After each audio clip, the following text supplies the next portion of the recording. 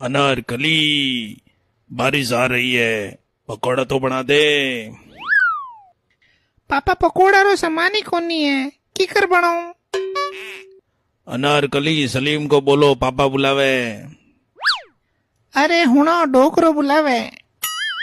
हाँ पापा कई क्या वो?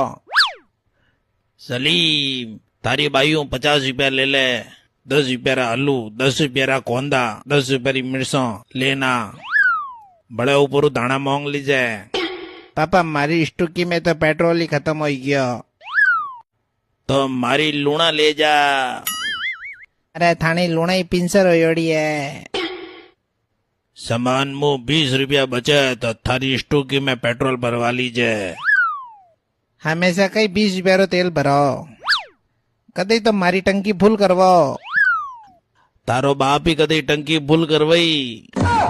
मुँह तो खुद 10 रुपया रो तेल भरवाऊं डोपा। बींदनी मारे और बाहर 2 कप चाय और बना दो। एक तो डोकरा डोगरी आखो दिन चाय गिटबो करे, दोनों चाय री कितली जे।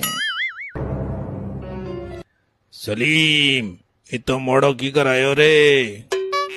मौसम हकरा था जो पार्टी करने गया था कायलाना और मंडोर। मुँह तारे हुसरारो नौकर हूँ, जी को थारे वास्ते 12-12 बजे तक जाग